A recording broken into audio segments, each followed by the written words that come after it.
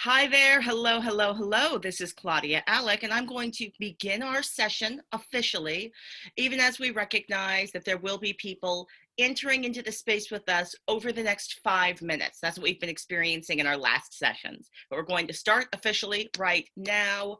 Welcome, welcome, welcome to Producing in Pandemic, Producing in Age of Pandemic, our digital and transmedia producing peer exchange session where we are exchanging knowledge and building this new field of producing with each other. This is a bit of an anti-capitalist politic, so welcome to the space. Our first step is going to be to introduce ourselves with each other. We've got a team of folks who help to organize us together. At the end of this gathering, in about 90 minutes, we're going to stay on the call and organize the next call. Anyone who wants to stick around to help organize the next call, you're totally free to join us. That process takes about 30 minutes. I'm going to model introducing myself with all of our introductory points. We want to try and use our time wisely, but we also recognize lots of us will have things to report out on this week. So our introductions are serving as a bit of a national survey. What's going on in the entirety of the United States? Where are you coming from? So tell us who you are as a human being. Let us know how you're, let us know where you're coming from. If you've got a land acknowledgement, please share that. You'll note that in the notes that have been shared in the chat, there is a link to something. If you don't know what your land is, you can use that link to find your land so you can do a proper land acknowledgement. So we've given you the tools to do that. Also, when you're doing your introduction, please feel free to jump into those notes and add your voice, add specific links to the work so that we can either repost it to the Facebook group or we can revisit it later and really understand exactly what you're sharing. So you're going to share your name, you're going to share where you're coming from and the land acknowledgement. You're going to give us a quick access check-in. How are you doing? And is this space giving you serving all of your access needs? And you'll let us know anything if needed to serve your access needs, and then share either a discovery or a challenge in your producing practice this week. Again, we're going to be trying to manage our time well because we have got Ian who's going to be coming to share with us the beautiful a project he did with Rulan Tagan and Dancing Earth. We also have a Tanya here who's going to be sharing some cool work with captioning software because we've been talking about that in our past gatherings. And then if there's time, we've got a juicy conversation to have. So let me get us started after all of that preamble. I'm Claudia Alick. I'm coming to you from the Bay Area, land of the Ohlone people. The people are still alive. My practice is named Calling Up Justice. It's a transmedia social justice practice, and I do a lot of stuff like this. I'm not going to share any of my challenges or discoveries this week, and I'm just going to listen to others, and then I will seed them into the conversation if they feel like they are burning and need to come up. I have a muscle disorder, so I might be pulling a face today because I'm having a flare day. But other than that, all of my access needs are met. I've got my cup of coffee. All right. Please, if you can, we're self-organizing. So we invite you to place your name in the chat and queue up and manage yourselves. I'm not going to call on you for order. I'm going to mute myself. And if we're working as designed, folks will just flow and introduce themselves. I'm going to mute myself.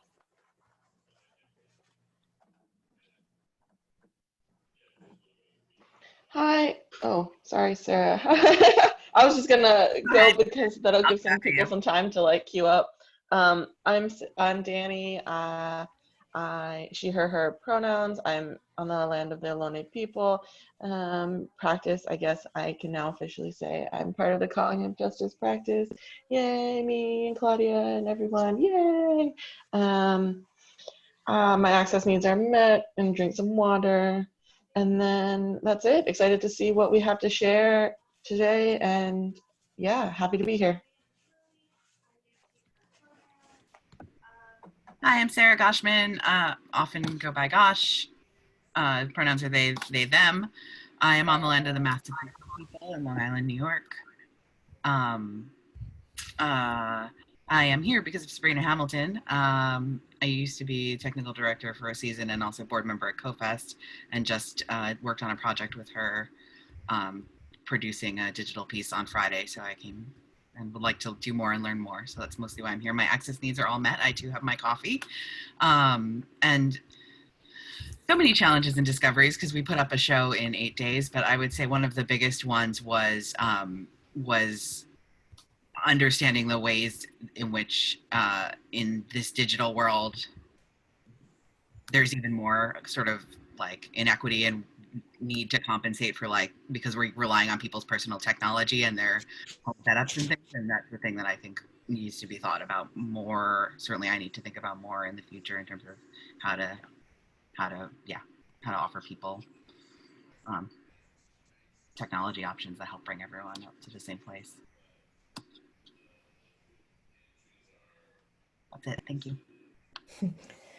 Hi, I'm Robin Gron, she, her, hers. I live in the Bay Area in coastal Miwok and Ohlone lands, also still very much alive. Shoot, I'm sorry, I forgot what the rest of it was. My access needs are being met. The challenge that is coming up right now, honestly, with my job is having my company actually focus on one project and complete it. We've gone back and forth whether we want to do cabaret or if we want to do something else that happens to be a fundraiser on Zoom, and my boss just can't seem to make up her mind. In fact, actually the next project we're looking at doing is spoken word thing. So I actually wanted to maybe see if I could email you, Tanya, a little bit later on to maybe connect. That'd be awesome. That's it. Thank you.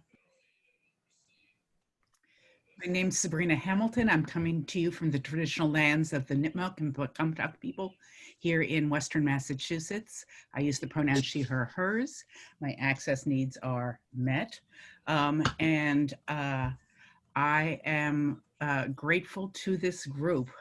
We just finished doing a Juneteenth event, Magic City Massacre, which is about the Tulsa Race Massacre.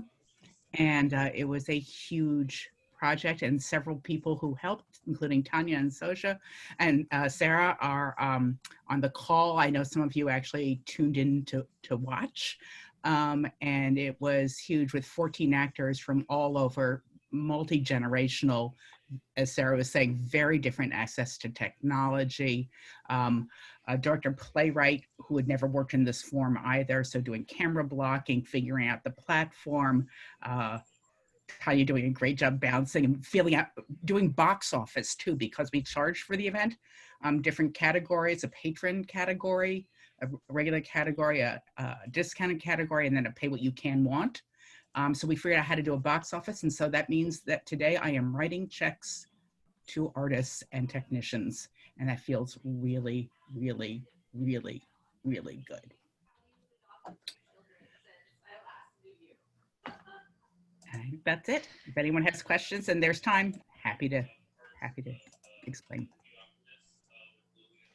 Hey colleagues, this is Deborah Eliezer calling in from the, she, her pronouns, calling in from the ancestral lands of the Pomo in Western Sonoma County in Northern California.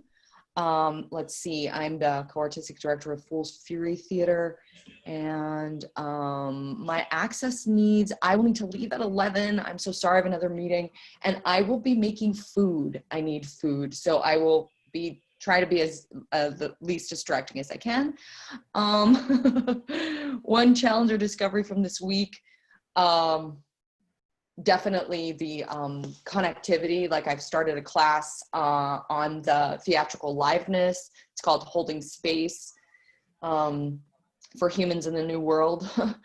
And it definitely, like, I went to San Francisco to do the first class, and I had horrible connectivity and couldn't see anybody and was frozen the entire time the class was held.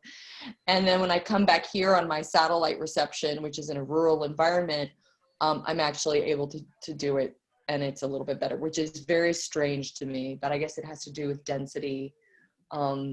So I too am thinking about internet access, and if I'm having that problem, and I consider myself a pretty accessed and privileged person, then I'm just thinking of all the other folks who don't even have devices or Wi-Fi, and the assumptions that we are making going forward in this new land and world.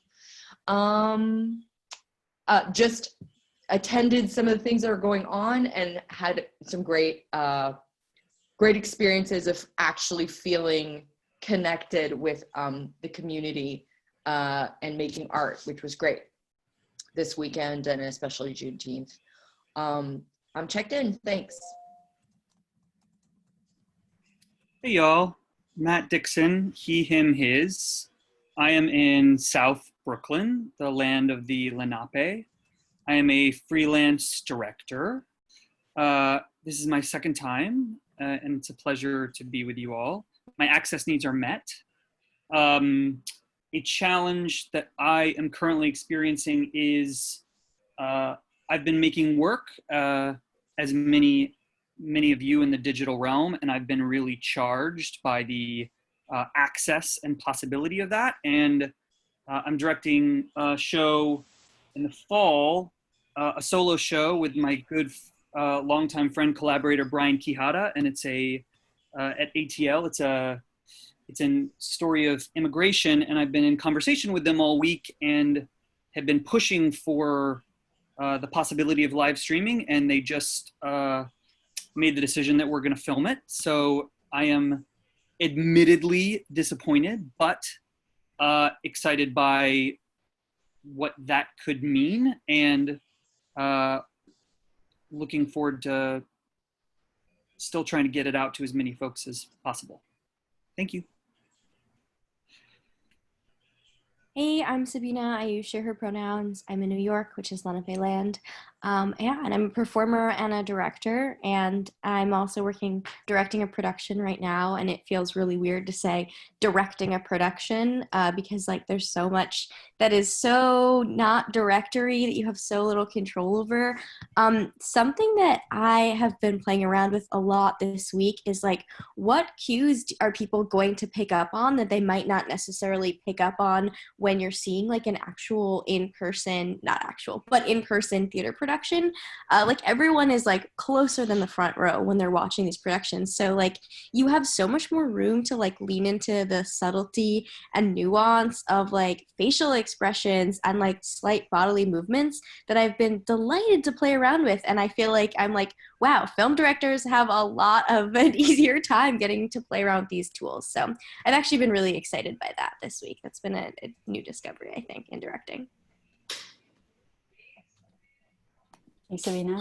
Tanya Newmeyer, they, them pronouns. As a poet independently with an affiliation with the Toronto Poetry Slam as a collective member doing production, currently digitally in Toronto, the traditional territory of the Huron-Wendat, the Haudenosaunee, Anishinaabe, the Petun, and most recently the Mississauga of the New Credit.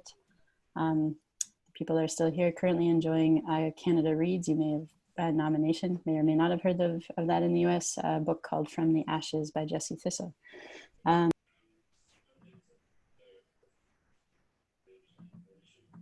Indigenous art.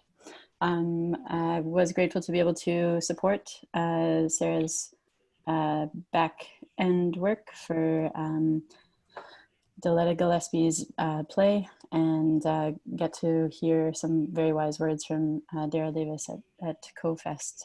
So thanks, Sabrina, for putting that together. And I think I noticed Patricia and Deborah in the audience, so that was great. Public accountability to Claudia. I didn't finish writing the article that I'd hoped to from our breakout room chat last week, so that's still pending. And glad to see all of your faces here this Monday.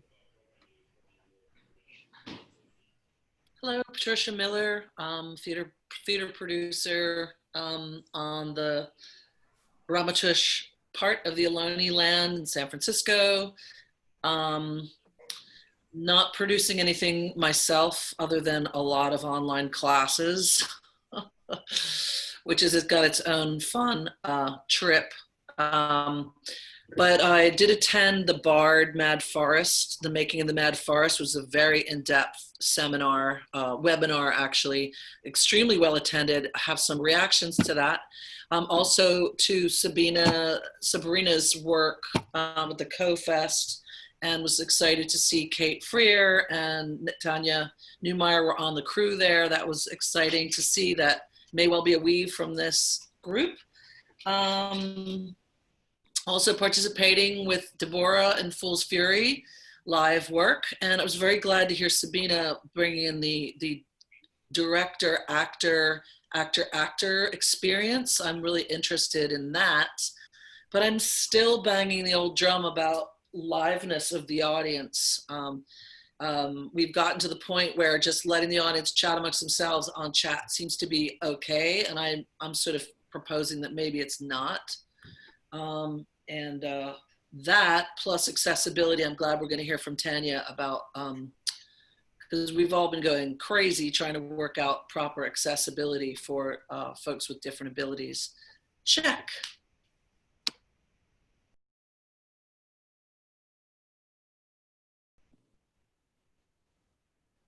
Am I on? Hi. Hi, everyone. I'm Joan Lipkin. My pronouns are she, her, hers. I am speaking to you from Osage area, which is currently also known as St. Louis. My access needs are good. We're very excited that we've had a tremendous response so far to a lot of dance companies and choreographers of color that we've written to create pieces that look at voting. And we're very involved in combating severe voter suppression here. There is easy access to voting in 34 states plus the District of Columbia, but not in St. Louis, not in Missouri. So we're very involved with that and thinking about how we can use performance and access online to safely get people registered to vote and get the vote out. And I'm also working on some playback performance around climate change. And as always, I am completely delighted to be here, and I learn every time that I'm here. Thank you. And with that, I will pass to good afternoon, Alvin. Thank you, Joan. Alvin, he, him, calling in from Seattle, Washington, which is on Duwamish land in the coastal Salish territory. My access needs are being met. Let's see, in case yours aren't, I can bring up my camera. Let's see. Oh, I'm representing the Northwest Art Streaming Hub. Recently we streamed a festival here in Seattle, which is the Festival Sanjata, 40th anniversary. So it's the longest running Black Arts Festival in Seattle. And as well as a Fremont parade on the same day, same time. So that was interesting. We've kind of fallen into streaming festivals for people that haven't, didn't have plans to stream their festival or had last moment things, and they really wanted to try to get that thing up. Nash is out of response to COVID-19 pandemic, and our goal is really to help artists, still produce that content, still make that event, whatever that be, happen, and get those financial earnings that they're obviously lacking during these times. I'll kind of keep it at that. Hello, my name is Kholoud Sawaf, pronouns she, her, hers. I am a director and creator. I am speaking to you from Fayetteville, Arkansas, which is the land of the Caddo, the Osage, and the Quapaw. My access needs are met. Happy Juneteenth to everyone honoring it, and happy World Refugees Day. Check.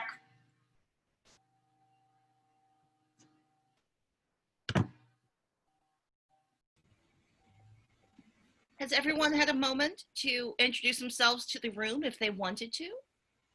If not, interrupt me. I'll go ahead. I was holding back to not interrupt you because it looked like you were about to say something. Hi, Claudia. I'm Ian Garrett, he, him, his, also in Toronto, Anashabe, Haudenosaunee, Huron-Wendat, Métis, and now Mississaugas of the Credit First Nations land here. Last week, I am producer with a small company that does mixed reality work called Toaster Lab, and we had and I believe that we're on a project of ours is on the agenda that Claudia saw in a couple of iterations, including the final one to date, which was this last Thursday. My access needs are being met, by the way, and some of them involve that every so often small people come in, so I'm now tying a shoe. And our collaboration with Dancing Earth, which involves streaming in dancers from their living rooms from 6 different places. This is Henrietta. Went really well, and we'll talk more about it, so I don't want to go into it too much.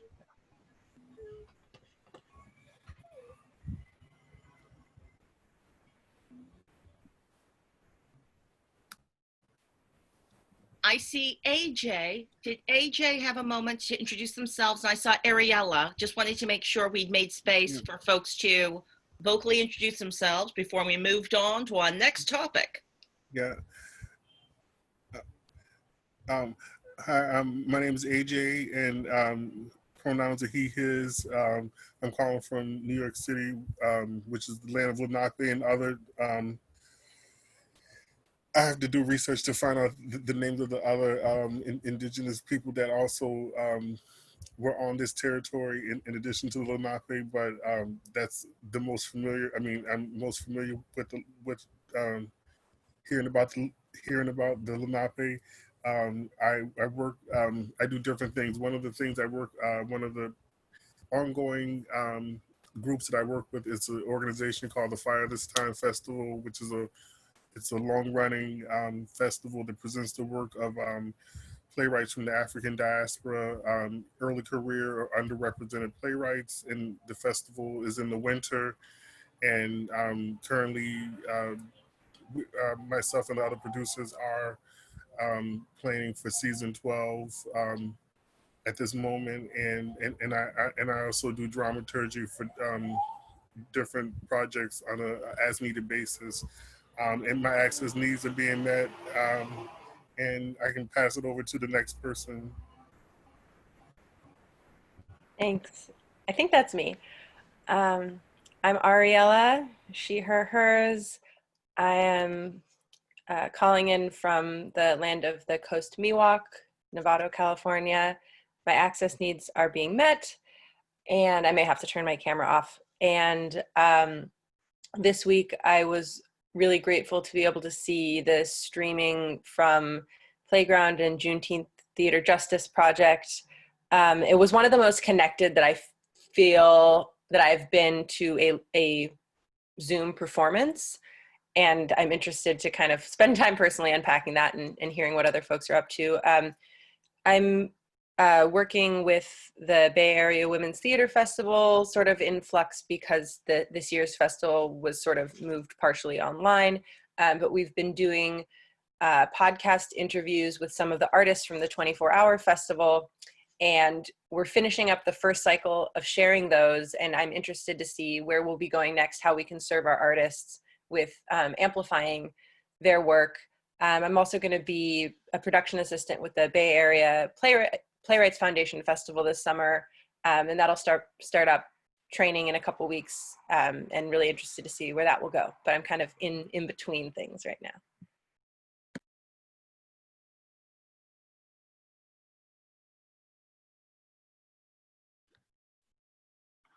I believe that might be it for our intros. Claudia, if you wanna. So one of our practices is breaking some of the other practices that you will find in other meeting cultures. So the act of the person facilitating not calling on people and trying to find a way to self-organize and take on our own agency, that's not only to make all of our collective practice more efficient and more productive, but it's also political. So I love an empowered room that was gorgeous and beautiful. And also, I was timing us the entire time. Our practice is, and I didn't coach us into this, usually around 3 minutes in, we'll all raise our hands just to let us know collectively we're attempting to share space, and there's a lot of us here. So let's move on to the next introduction. And I never had to raise my hand. We all kept our introductions to 1.5 minutes. Magic, my friends. Just, I love organic producing results. That was beautiful. We, of course, are a relaxed meeting, so stay comfortable, keep yourself loose. I'm loving it. Thank you so much for keeping yourself muted for our continuing access needs, and thank you for continuing to post your links and information about all of your productions, since we aren't going to have a chance to have super deep dive conversations about any of the stuff that we're jumping into. We've got a lot of really great things to share today.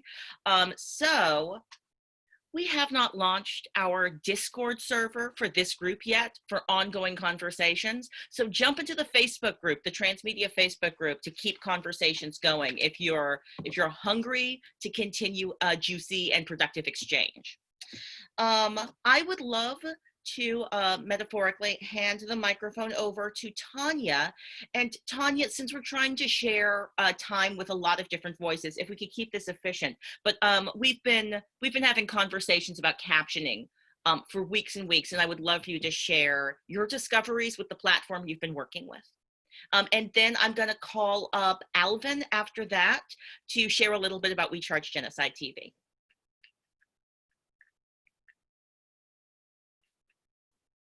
So this will be very brief, actually. This is my mode of peer exchange and really trying to move all of us along. I know I've seen some really great closed captioning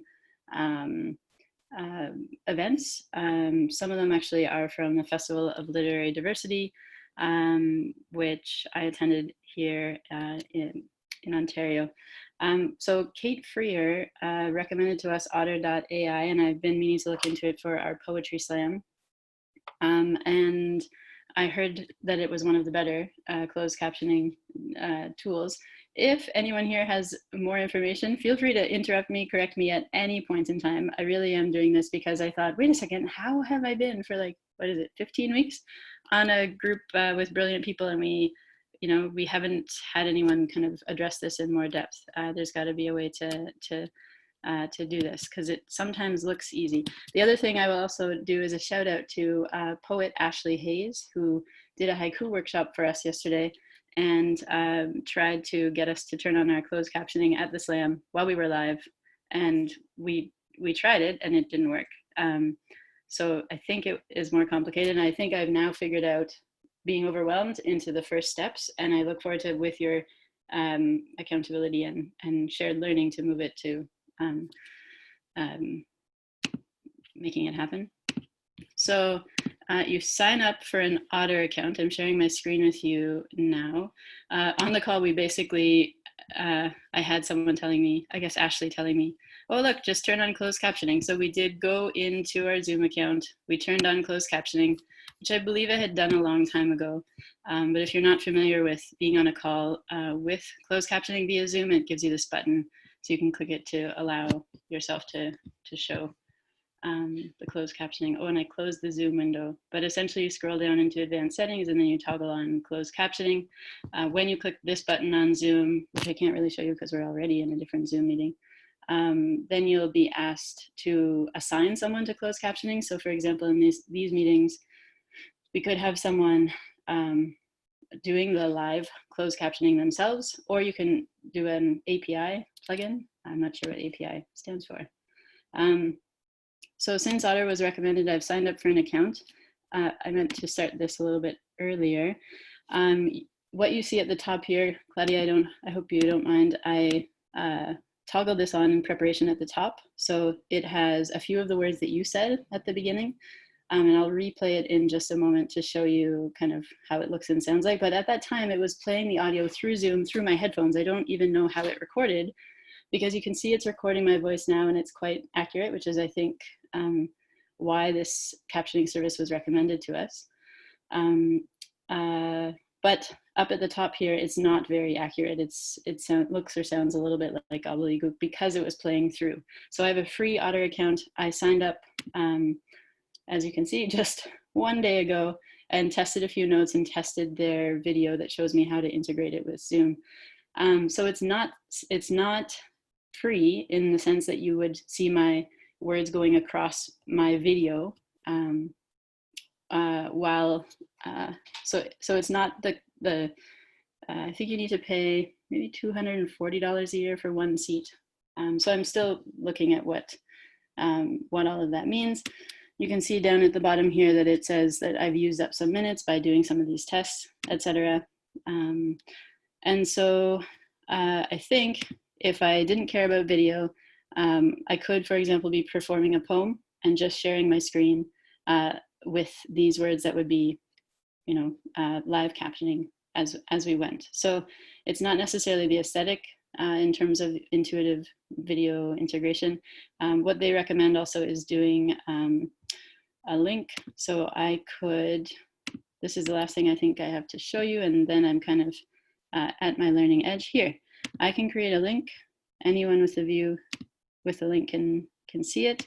So if I put this in the text, this gives an opportunity that rather than having a closed captioning go across the screen so that everyone sees it. Oh, there we go. Talking and copying, it's hard. But where are you? Where's the chat? Essentially what I'm trying to do now is put it in the chat. So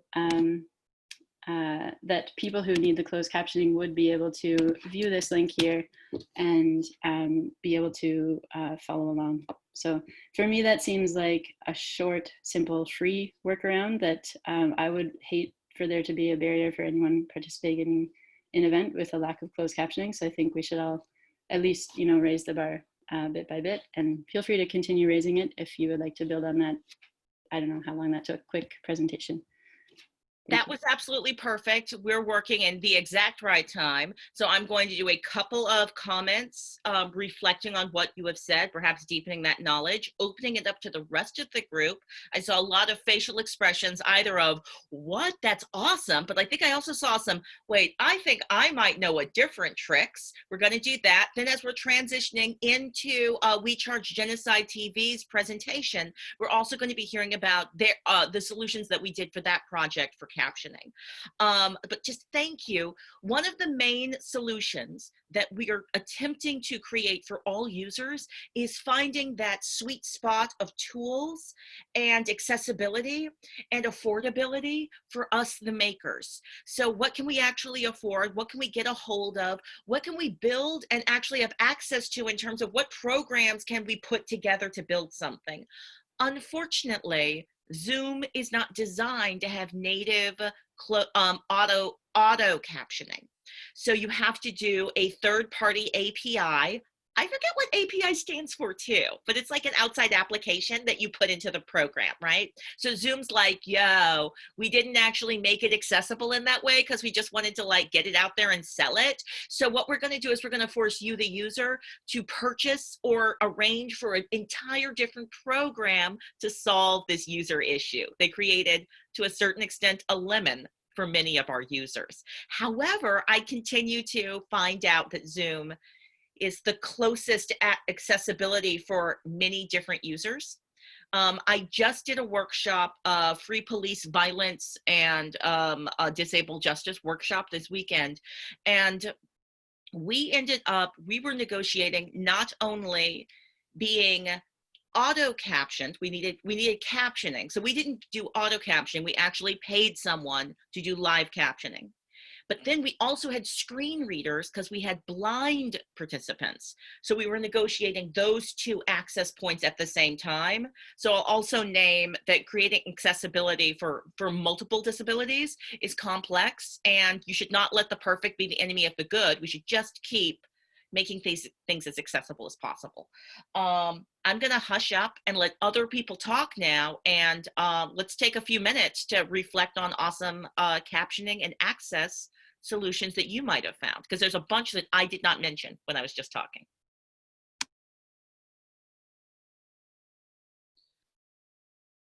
Claudia, I want to ask what you guys did with We Charge Genocide, because I seem to remember there was a ongoing captioning happening there. Was that a paid? Yeah, we're about to transition to that. I just wanted to give us a few moments. If anyone wanted to reflect on, I don't know if folks have been using the YouTube workaround. I often do that for some of my videos. Well, I do that for these videos. You'll notice right now that the captioning button isn't even an option for us, because we determined in this space we didn't have someone who could do the additional labor of captioning, and it hadn't been named as an access need. So for our asynchronous audience, we upload it to YouTube and we make sure YouTube auto captions it, but that's a workaround. Are there any other captioning workarounds or different ways of approaching this that others in this space have used? Just want to give us a minute before we transition to our other topic. Just do the audio for what I added in the chat. Yesterday on our poetry workshop, Ashley Hayes had recommended rev.com, so that link is there. Yeah, I've used, well, the YouTube auto captioning, and most recently, I feel like a form of YouTube live captioning, as well as Facebook auto captioning afterwards, and then you can turn on Facebook live captioning, and a website called Web Captioner. Oops, this would go out to Claudia for whatever reason. Let's see, webcaptioner.com, which is free and has different languages and stuff. I should have put HTTPS in front of that. Sorry, it's not a hyperlink. But yeah, that's a free website, which we actually use for We Charge Genocide TV when we had that up for everybody in the Zoom call. I brought that into the Zoom call, and then we had the ASL going on. So yeah.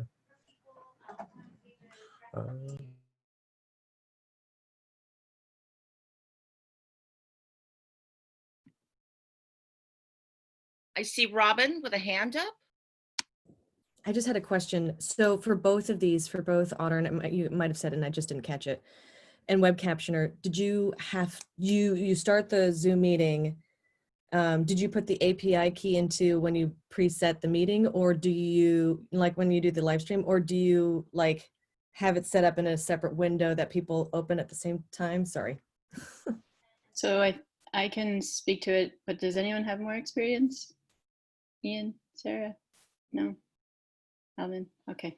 There's, I guess, 3 options with the free. I wonder if I can find it, but maybe just to keep it brief. One is sharing the link like I showed so that people can see it on their own. The other is encouraging people to do their own split screen so they have the video. And then one way is broadcasting your own split screen. So in the upper right-hand corner of Zoom, there's an Otter button which can essentially like set that up in a quicker space. But as far as I can tell, I would like an API integration with Otter, but I think you have to pay for it if it's possible. So I assume it's possible if you pay for it, to be clear, and I know it doesn't work if you don't pay for it. I think I'm going to hand the microphone over now, just because I'm trying to manage our time graciously so we can indulge in all of the juicy and wonderful stories that we have to share with each other. But I think I went down the same research path and ended up in Otterland in terms of trying to find what's the free solution that I could find. And then of course discovered, of course, if I wanted to have the robust capabilities that I really need, I have to level up and pay for it. So at some point in our conversation, not right this minute, but later, we should talk about tech co-ops and the concept of shared ownership of programs for those of us who are trying to increase our capabilities. It's a little silly for one user to be paying that $300 or $400 yearly fee if they're only using it this much and they could be working with a group. So just mentioning that as possibly something collaboratively people people might might think about doing together.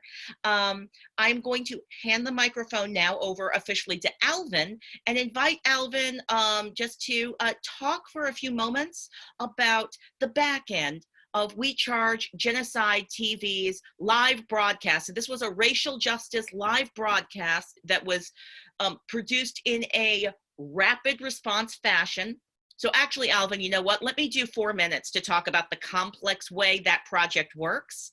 And then I'm going to hand the microphone over to you so you can talk about the broadcast and the technology you used to be the technical director and help us to share it over multiple platforms. Since it was kind of successfully, it felt like we shared that broadcast everywhere. So We Charge Genocide TV is a rapid response production platform that was put together by a group of majority Black, Indigenous, people of color, queer, working non-hierarchically, organizing asynchronously, using, to a certain extent, organizing platforms to put down like directions for this is how you do A, and then trusting that some other volunteer on the team will show up, pick up those directions, and actually implement them. So it's been fascinating to see this website populate itself as the person who is, in theory, we're non-hierarchical, but in theory, I'm in charge. And I often don't know what I'm about to see when I go to the evidence page where people are in real time posting different pieces of evidence to make the case that the United States is killing Black, Indigenous, and people of color. And on this site, you can search for some piece of evidence. So let's say I wanted to talk about defunding the police. I don't know. I'm gonna search for that. What comes up? Oh, so this gives me a tool for having conversations about that. Or if I wanted to, let's talk about what's happening with the Asian communities. Did I even spell that right? Searching it, and then that would come up. So that's kind of how the site works. And it invites others to contribute to it. So you can visit the site, make a contribution yourself, and then out of these contributions, some of these contributions are artistic, they're poetry, they're artistic content making the case. And so our live stream event, I'm gonna hit stop share. Oh, actually, I'll share one last thing. The live stream event that we did on June 1st was an example of all of the different types of offerings that we have the ability to explore and give.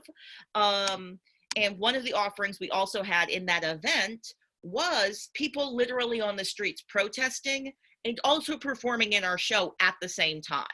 Because we have tiny cameras, so you can be on the street protesting and then spit a poem real quick. Thank you, Tongo Ison.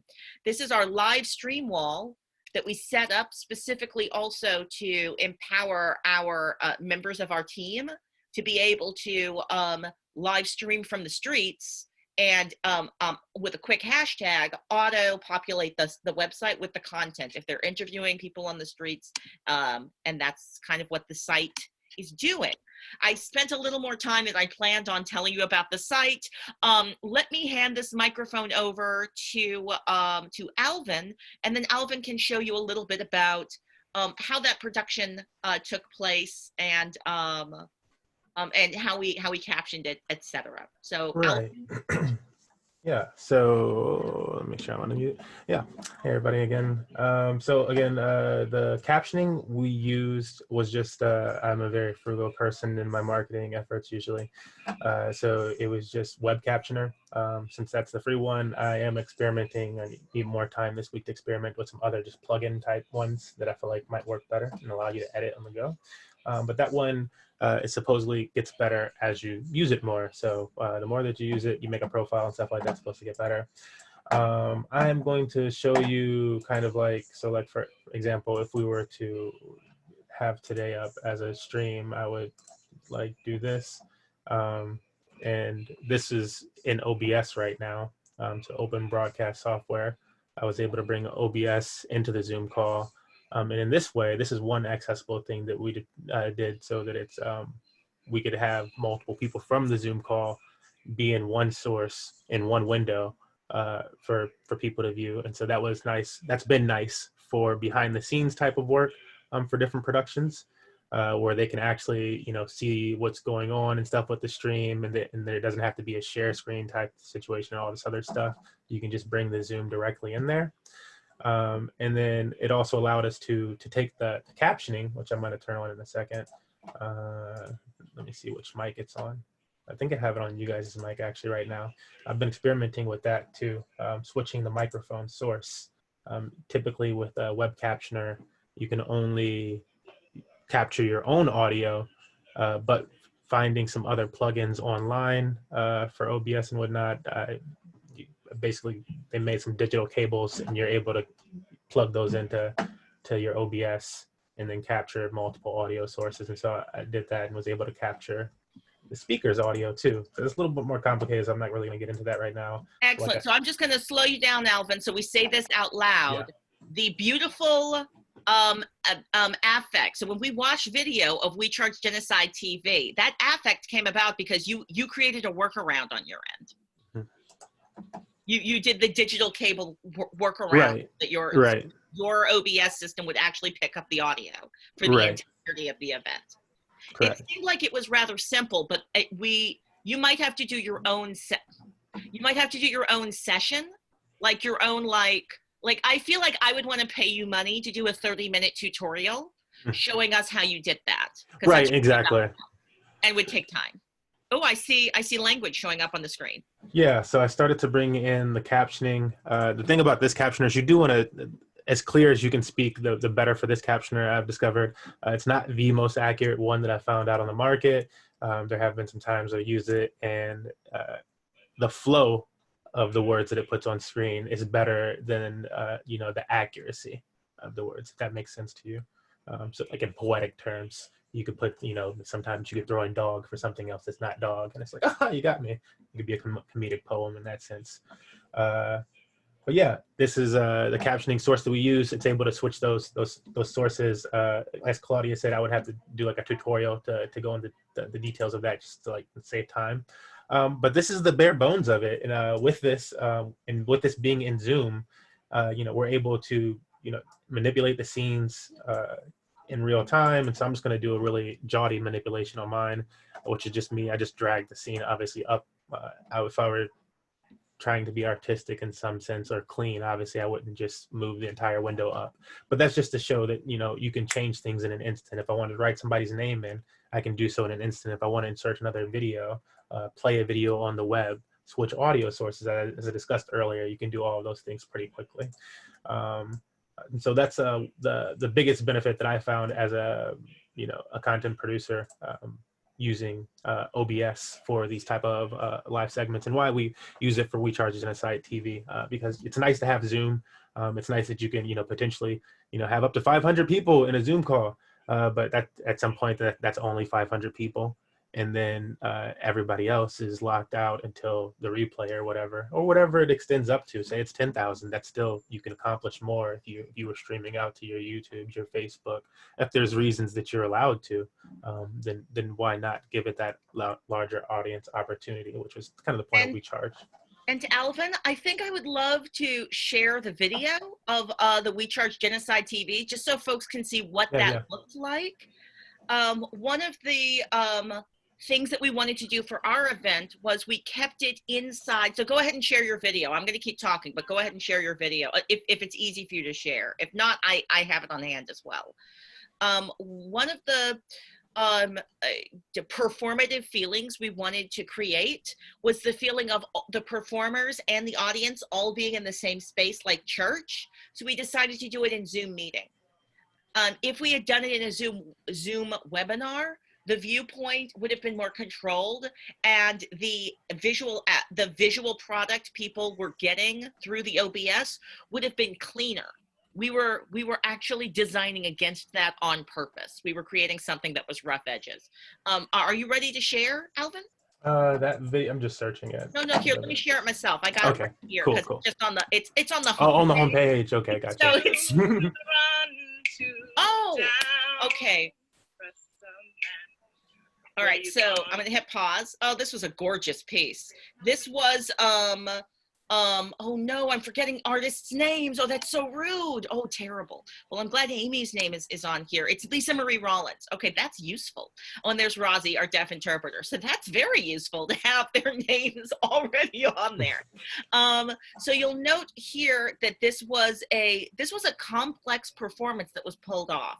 So this was them doing live music. So we had a rehearsal beforehand. So they, as performers, could test what's the latency affect from my apartment. How do we do this dual voice thing together so it actually works? Then you'll note this artist is using pieces of paper to give visual information for the picture. And I'm going to see if I can just fast forward this. Press the man. You gonna run.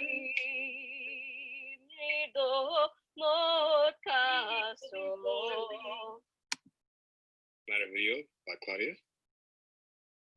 All right. So, do you want to share anything quickly, Alvin, about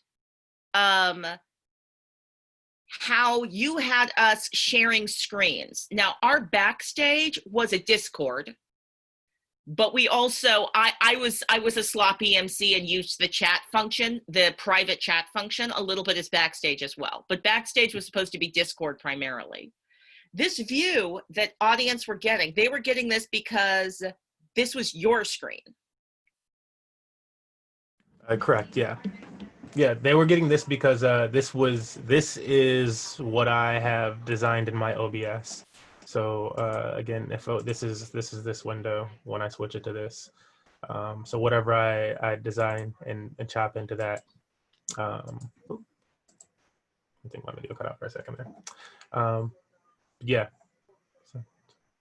So one of the other affects that was on purpose and very beautiful was sometimes audience members would be, as we were going from spot to spot, audience members would be just for a second in view. Again, because we were trying to democratize the performative space. All right, I'm gonna hit stop share on my screen. And so see, there's Stephen Barnes just listening. I love it. Oh, I love it. All right, hit stop. Okay, hit stop share. And also one last note. So we had the beautiful gift of captioning. We knew that that was the lowest bar that we had to meet.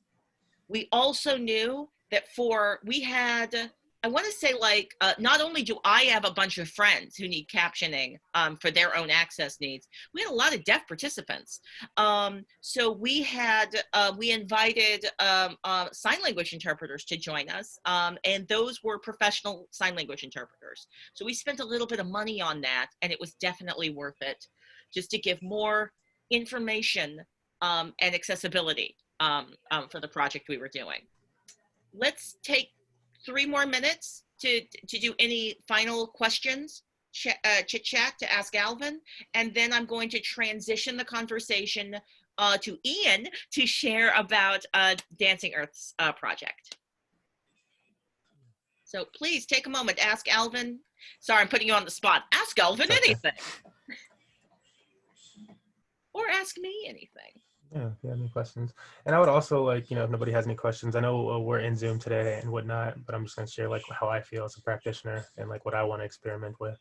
I know we're in Zoom today and everybody's made this flock to Zoom. Typically when I run, gaming events on the weekend, so I've done this before COVID. This is what we run online events for, hundreds of whoever signs up that weekend to play online and stuff. And we have, broadcasters in the background. And this is typically our background stage where it's only the broadcasters in here on the Zoom being transmitted out and the audience is in the audience space.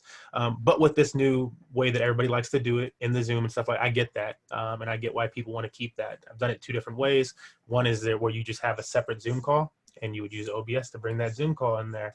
And then you can have that second audience that is not interfering with the other audience or with the broadcasters. So that's one way. And then the second way is if you want to keep everybody in the same thing, it's actually not Zoom as the best option that I haven't been able to play with it as much as I like because I haven't bought it yet, but was invited to a Microsoft team meeting. And I was like, I don't really like Microsoft software that much, but because I had some issues with some of this stuff. But as far as the things that people are looking for out of accessibility, pinning the windows and stuff like that in Zoom so that you can have the ASL interpreter and this other person doing this and that doing that. Microsoft Team Meets is your option for that. That's what you want. You can pin multiple windows at the top and they will stay, and you can frame them up nice and perfect and stuff like that. If I was doing the broadcasting like we charge us, I wanted to do it nicer. I had the budget. I already had that in my budget. I would use Team Meets. I would at least experiment with it. And so that's what I want to leave with. Everything you just said. I'm so happy we have this recorded and other people will be able to learn from everything you just said, because everything you just said. I'm realizing we have a lot of questions and they're all really good questions, but I also really want to make sure Ian has a chance to share the learnings from their project. Ian, just want to know, how much time do we want to make sure you have just to tell us? Again, I want to kind of do a similar exercise with you where you show us the back end as much as you can. It's actually, it's really great to see Alvin instead of, because it's not dissimilar. All right. This is, I'm also anticipating if you share all of the questions folks have, I think will be co-answered by both of y'all. But some of these questions were, how much money did we spend? We had no money. So we were like, we have $0. How do we produce this with $0? And then at the last minute, we were like, Claudia's like, I don't care how we solve it. It must happen. Spend money. I will magically manifest it. So our budget was $0 to about $500. Alvin is saying Team Meets is about $10 a month for one person. But please, my colleagues who have said they have a question, please write your question down and hold on to it. I don't want you to lose it. Your questions are very useful. I'm going to hand the microphone over to Ian now and invite Ian to share screen, to share process. If you can show us, I don't know if you have the ability to show us any of that beautiful production. It was pretty. Sure. I have a few different ways to do it. Ours actually, ours also ran through OBS. We were primarily using Skype because of well, actually, no. It's interesting to hear and like gratifying to hear someone refer to a secondary like communication platform as backstage, because we use Zoom as our backstage and Skype as our stage for the production. I'll start dropping some links into the. There is an archive of it. We have, you know, this is the situation where we have to actively take things down. So it's easier to share things now. So we ended up streaming the event through HowlRound, and it allows us to also go to our Facebook Live, because Toaster Lab, we've been doing all of these streaming events in this, we're now a year into our project around mixed reality and different ways of approaching that. And we've been streaming all of those events since our first one in November. Last November, and so we've been adding those in. So yeah, so we put it out through there because there's also a bit of a built-in audience that we have with there, and it got embedded in a few other places as well.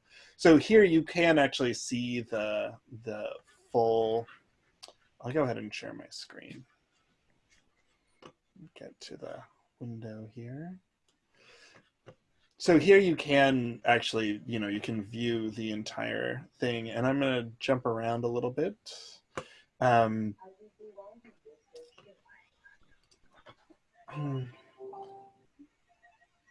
So what we're ultimately doing with this is each of the performers are in their own home in front of a green screen. When the question of money comes up, our answer for how much should we spend, we decided to focus that on getting a green screen into everybody's living room, but otherwise it was all done with free software because it had to be able to deploy with everybody and the various performers. How I get to more of a composite shot with it as well.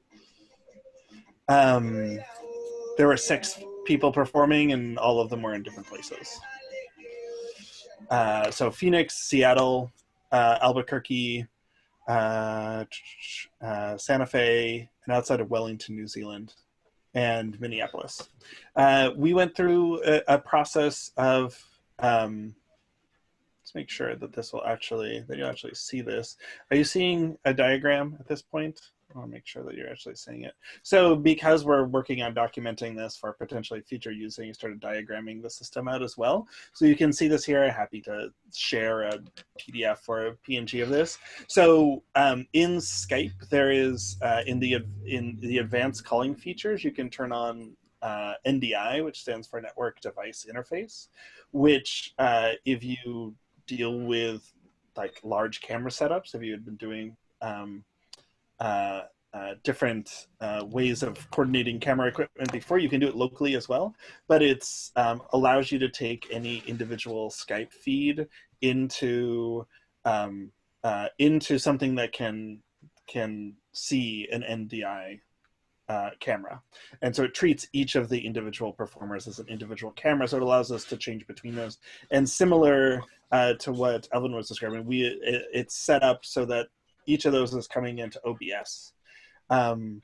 Because of a technical limitation that we had, we originally wanted to have multiple performers, musicians and doing spoken word. It became a little tricky to do that with the way that both Zoom and Skype pass off audio. Like when we're talking, it mutes everybody else. And so in trying to have two people do it at the exact same time and have it sound like we wanted it to sound, it was difficult. So we consolidated that down into our music director, Quetzal Guerrero, who was also playing live during that. And so all the sound is coming through him. Everybody else is on mute. Because of his technical limitations, just because he didn't have the equipment with him, he was only able to play into one, either Skype or Zoom at one time, because we were working on two different devices.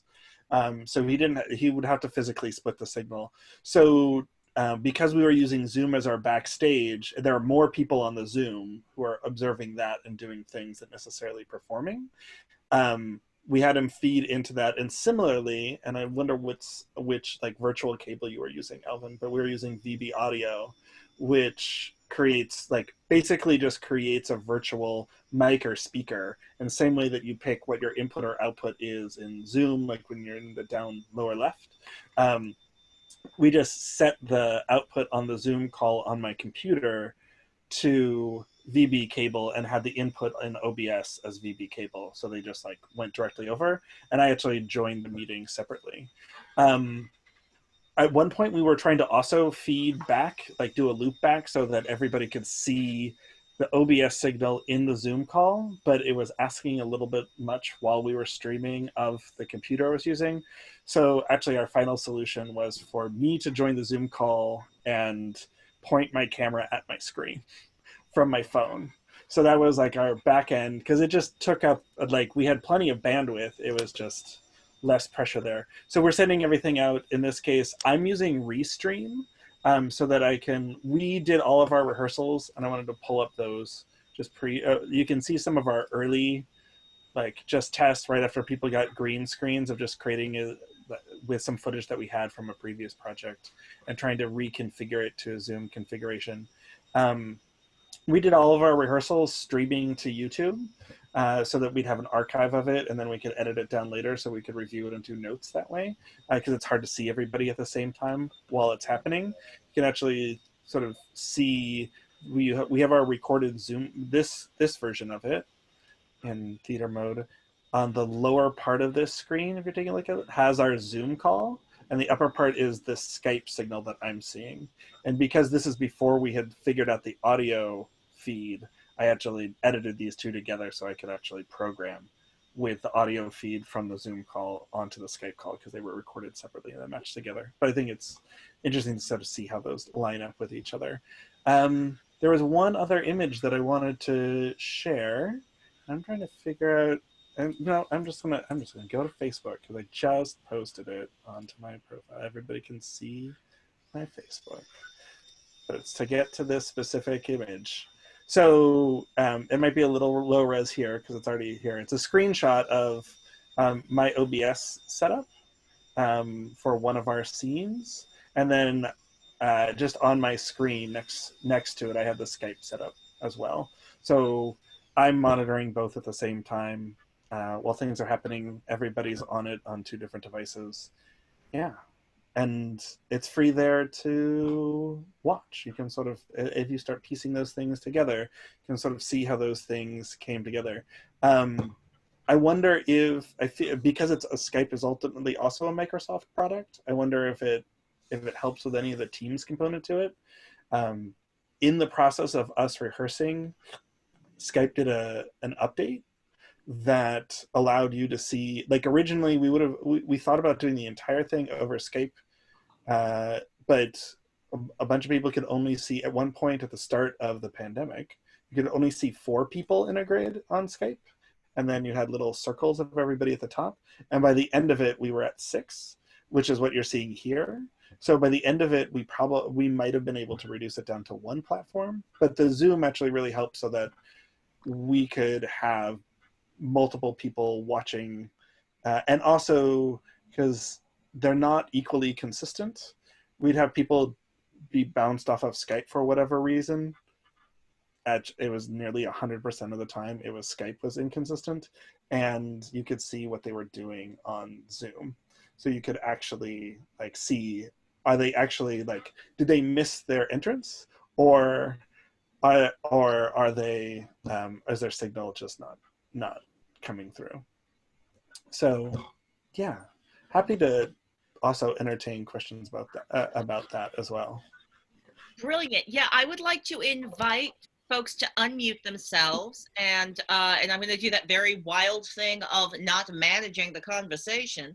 So I want to invite Alvin to answer questions and Ian to answer questions, and invite others to voice those useful questions.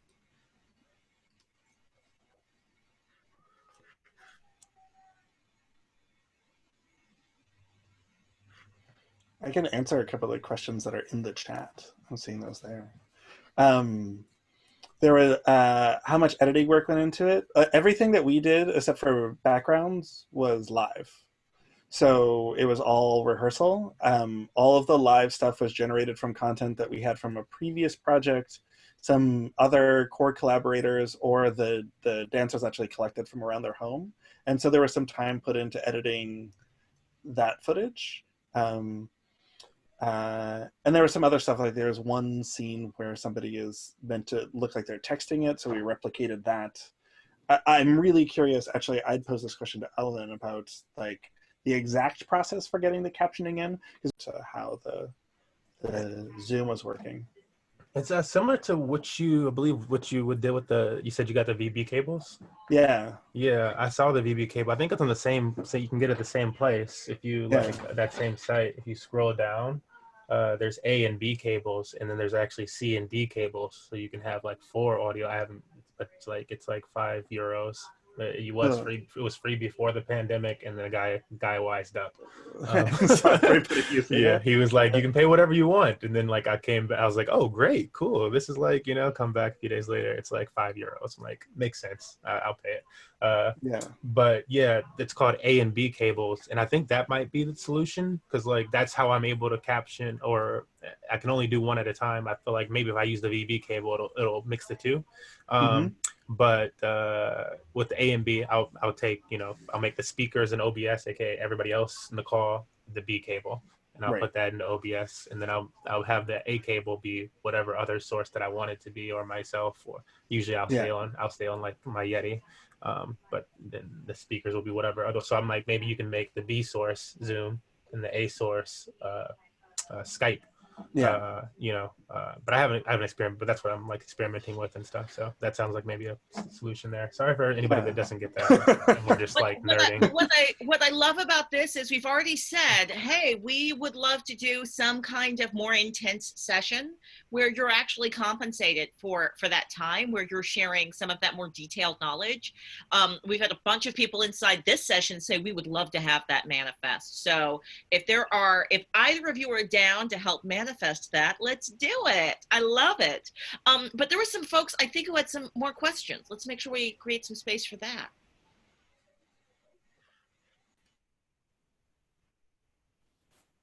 I did have a question. Claudia, you had mentioned something about having on We Charge Genocide TV, having the 2 speakers be able to sing at the same time. And I was curious about how that was accomplished. All right, so you'll note that Ian's solution was one musician is the soundscape. But then I am assuming that in that solution, you had a dancer who was dancing all the way from New Zealand. So there must have been some timing stuff that dancers had to work out, because what I saw was dancers dancing in real time to the music. That was amazing, given what I knew about where they were all located. We were working under similar circumstances, so we rehearsed it. So they rehearsed, and we were comfortable with the we didn't do the additional labor of going into Zoom and tweaking the settings specifically for that specific piece of performance, because we were doing a variety show style offering that had a lot of different offerings coming from a lot of different places. So they just came in a few hours before the show, and we just practiced making it work as best it could. And it was them listening to each other. And I think they also made some very specific choices around the types of music they were attempting to mix with each other. But I think also that was part of the artistic story that was being told. The platform's resistance to that collaborative moment was actually part of the, aesthetically, I think that was part of it.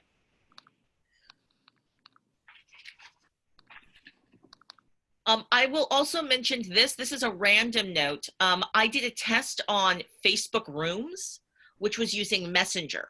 So I did a test on Juneteenth where I invited people to come do a tour of the We Charge Genocide TV site. And turns out my computer hates Facebook's Rooms. I don't know if this is because Facebook Rooms are bad, a very bad program that doesn't work right, or if my computer is sadly 2 years old and needs to be replaced with a new computer. Not sure what the issue was, but it froze my computer 5 times and gave me the most fascinating glitches. I should have pulled up the video, because I actually took a video of the glitch because it was so weird looking. But I don't know if people have had that experience using Facebook Rooms. It was not a useful connective space from my end.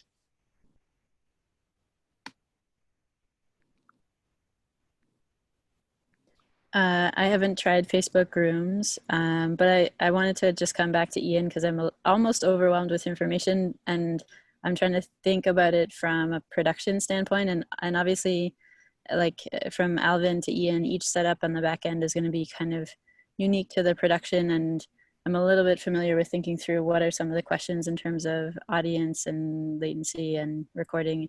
But what I'm trying to piece together from HowlRound, and having seen the visuals are really helpful, Ian. I can see the final production. I know you live streamed it. When did the performers perform that?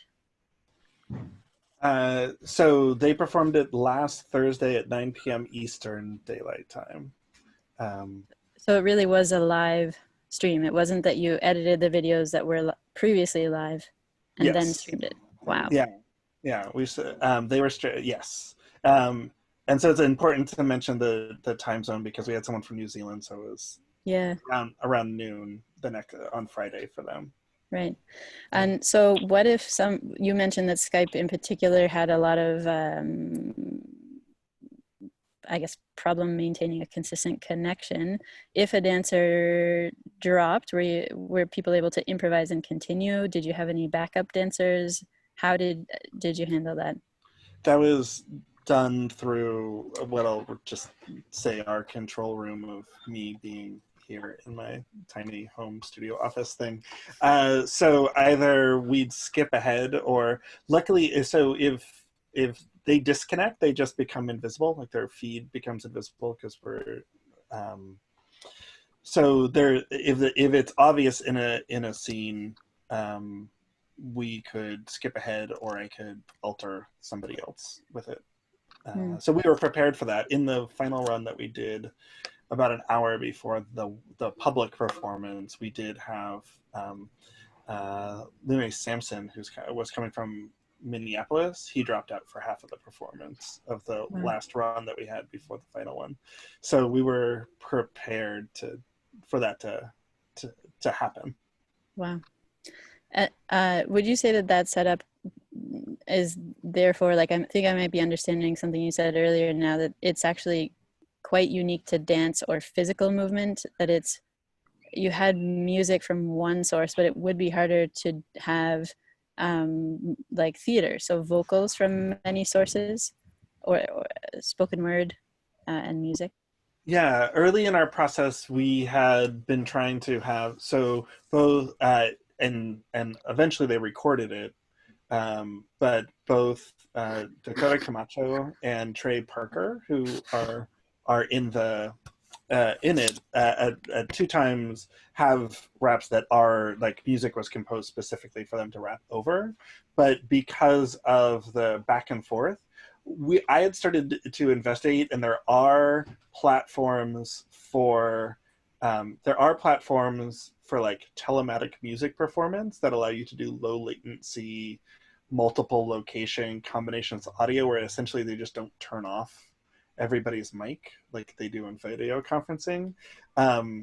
This technical setup, because everybody was in a different country from me, and those who were in the same country were hundreds of miles from each other, like we just sort of agreed early on that the most technical thing that we can really agree that we're going to commit to is getting everybody on camera orientation and green screen set up in that going into everybody's different computer, that we weren't going to go down that road. So there is a technical solution for it. It's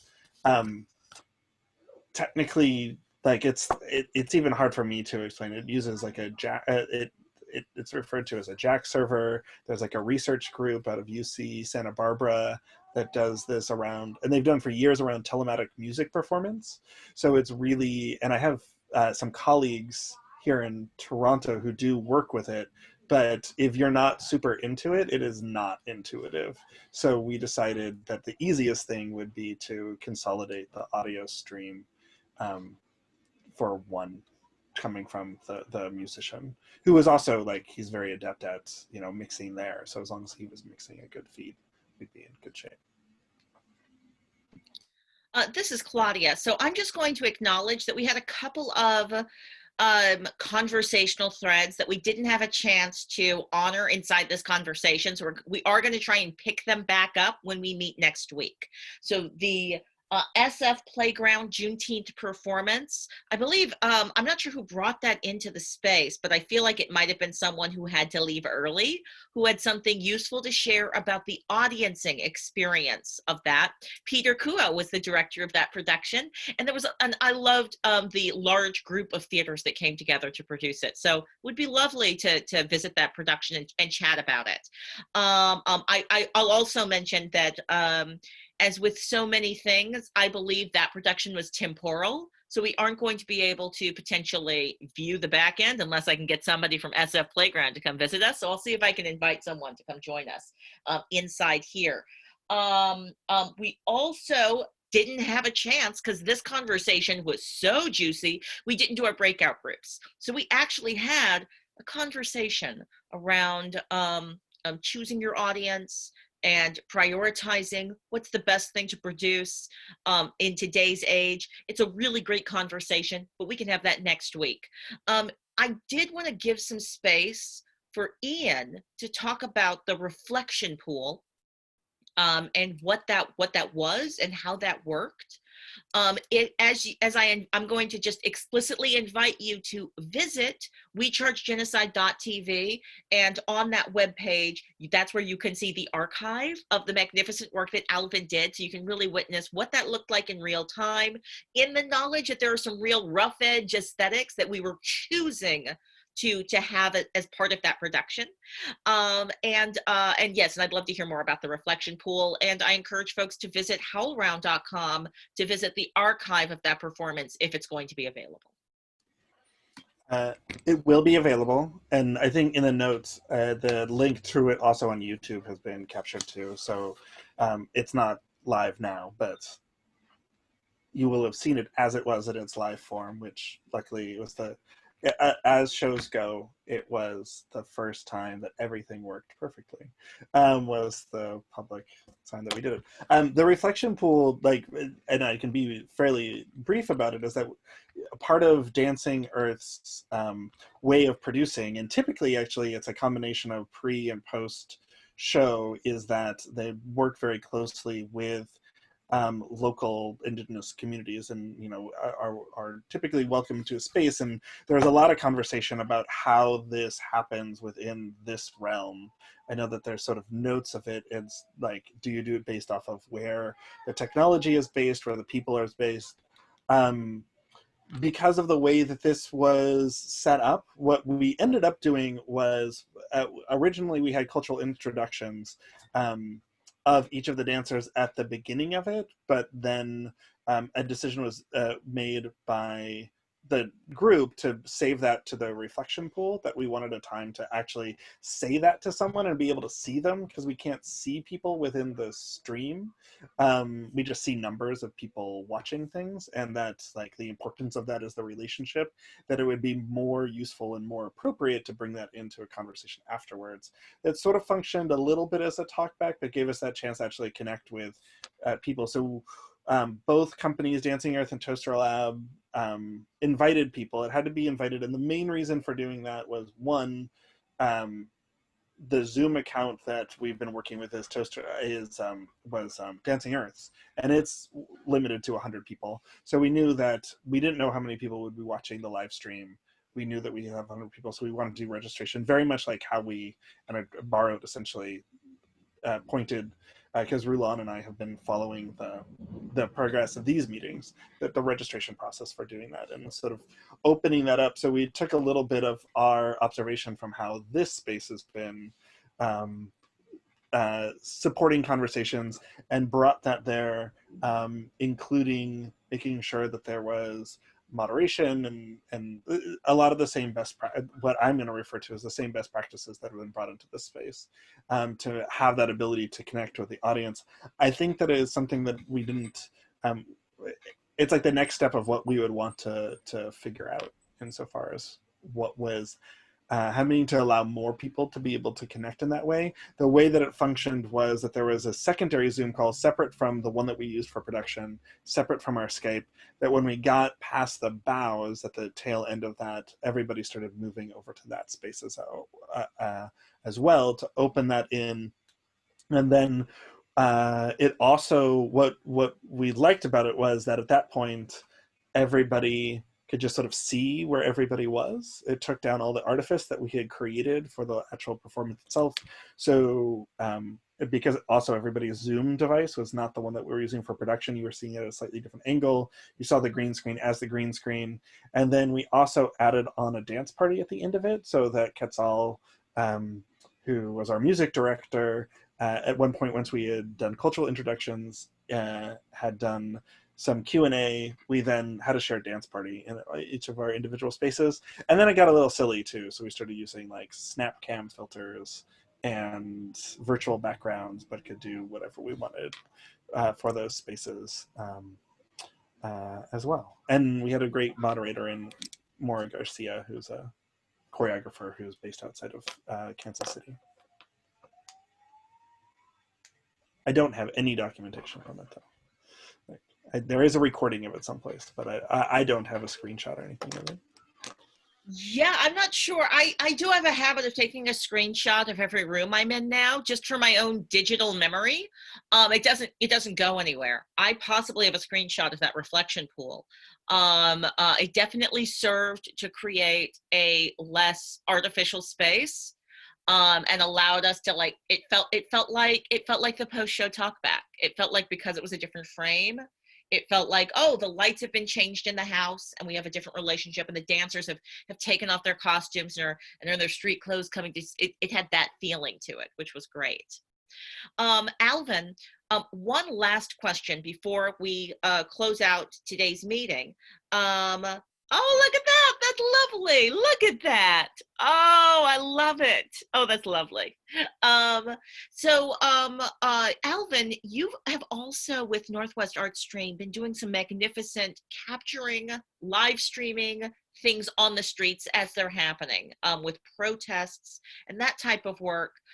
Would you be willing to come back at some future date and maybe tell us just a little bit about that practice? I am muted, but yes, definitely. No problem. Love to do that. Yeah. Awesome. And I'm wondering, are there some other folks we might want to invite? Because I'm recognizing that the ability and the skill sets to capture live footage on the streets while things are happening, those skill sets are useful in many different contexts. I see Ian with a hand up.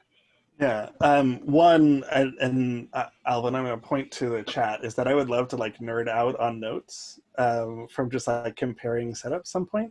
I'll also point towards like we've had an excellent relationship with HowlRound, not just for the streaming component, but in the previous week through the National Arts Center here, they had, where it was coordinating 8 different Zoom connections through a streaming conference that had a much more elaborate setup. So Vijay Matthew from HowlRound would be an excellent person to pull in because he was sort of the brains behind how to make that work. All right, my colleagues. Well, I'm going to release us into the rest of our very full weeks and days. Thank you so much for joining us in creating some more meaning making for ourselves and for the field. This was time well spent. Thank you. I'm going to hit stop on record now.